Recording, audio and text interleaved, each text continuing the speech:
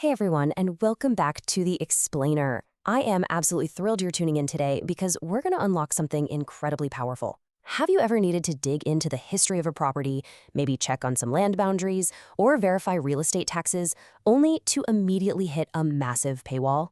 Well, today we're diving into a complete step-by-step masterclass on uncovering free public data.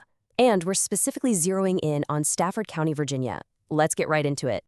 So, did you know that there are literally millions of property records just sitting there, completely free online in Stafford County? It's true. Yet, so many people completely miss out on this vital information. And honestly, what's worse is that they end up paying totally unnecessary, steep fees to third-party services for data that is rightfully theirs to view in the first place.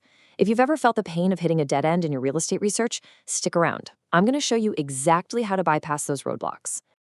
To put this into perspective, think about that 600 figure. If you want instant, fully indexed access to the county clerk's secure remote access system, which we'll call the SRA, it's going to cost you $300 for 6 months or a whopping $600 annually.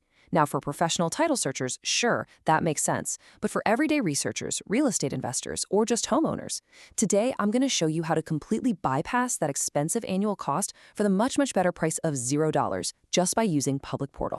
Okay, here's our quick roadmap for today's explainer. We'll cover 1. Why you should search property records. 2. A Stafford County records overview. 3. Our step-by-step search guide. 4. Troubleshooting common search issues. 5. Case studies and examples. And 6. Some great resources and final tips.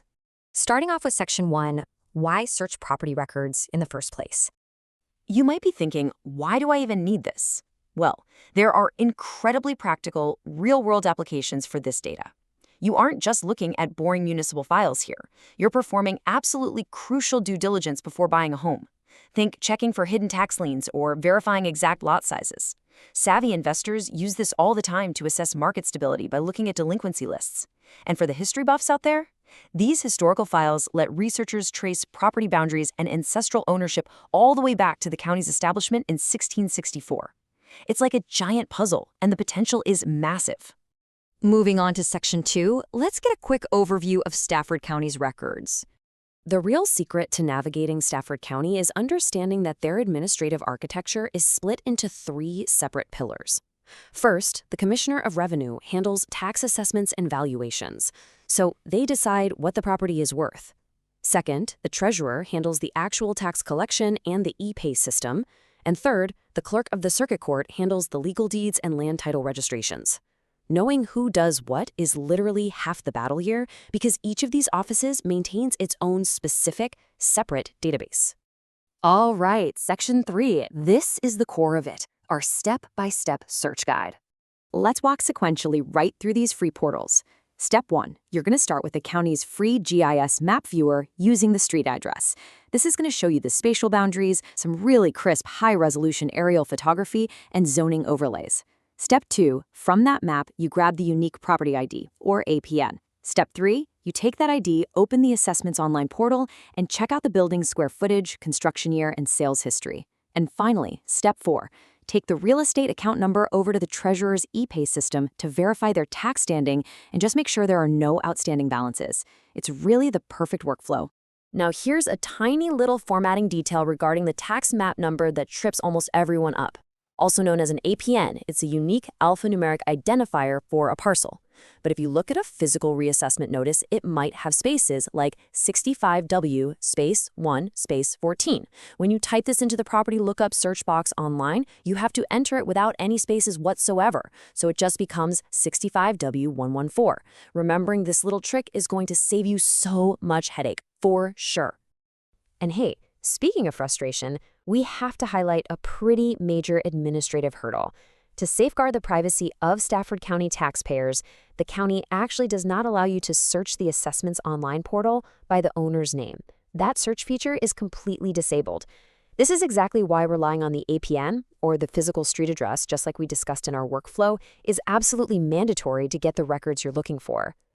Let's jump into Section 4, Troubleshooting Common Search Issues. First up is something called database latency. When a deed is legally recorded in the clerk's paid SRA database, it shows up immediately. Boom, it's there. However, the tax maps and assessments portals are managed by a totally different office. They actually have to receive a copy of that deed from the clerk and then manually update their own systems. This means a freshly recorded deed might take weeks or honestly even months to show up on the public tax assessment cards. So if the data looks conflicting across the sites, don't panic. It's just administrative delay. Next, a very specific, kinda annoying tech glitch. If you're using Google Chrome, you might get a connection error when you try to open the assessor's individual property record cards. Well, here is the exact documented fix directly from the county. You open your Chrome settings, go to Privacy and Security, expand the Security section, scroll down to Advanced, and simply uncheck Always Use Secure Connections. If that still doesn't do the trick, the county recommends just swapping over to Microsoft Edge or Firefox. Whatever you do, keep that research momentum alive.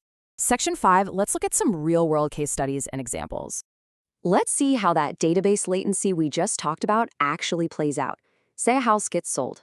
Day 1, the legal transfer deed is recorded on the first floor of the Judicial Center at the Circuit Court. Great. But weeks later, the Commissioner of Revenue up on the second floor finally processes that deed and updates the tax assessment card and the GIS maps. Then months later, the Treasurer's office over in the George Gordon building issues the semi-annual tax billing to the new owner. So, depending on exactly when you search and which portal you're using, you might see the old owner or you might see the new owner. It's all about timing. Now, let's compare the free deeds archive against that paid SRA subscription. As we mentioned, the SRA gives you a fully indexed search by name for instant retrieval of documents dating all the way back to 1699. But if you don't want to fork over $600 a year, the county offers the free Circuit Court Deeds Archive Center. The catch? It is not indexed by name. It just contains these massive monthly folders of PDF files. You basically have to know the approximate recording date and manually browse through the pages. It definitely takes more elbow grease, but hey, it is 100% free. And finally, Section 6, Resources and Final Tips. Before we wrap up, there are a few incredible, absolutely free tools you really should know about. First, the clerk's office offers a free property notification system through Logan Systems. You just register your name and it sends you automatic email alerts if any deed or lien is ever recorded under your name, which is just amazing for anti-fraud. Second, the county has this interactive ArcGIS map where you can view all pending commercial and residential new development complete with zoning statuses and public hearing dates. And third, the OnBase Public Access Viewer lets you search municipal ordinances and board minutes completely for free. As always, a super quick disclaimer for you guys. While these online portals are incredibly powerful, the county explicitly states they shouldn't be used as a replacement for appropriate professional legal deed research. You should always verify the information you find with official municipal staff or legal counsel, especially before making any large financial decisions. This explainer is strictly here for your educational empowerment. So, I'm going to leave you with this final thought.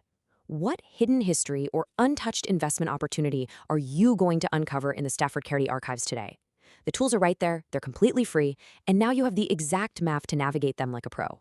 Please jump in and apply these techniques to your own property research immediately.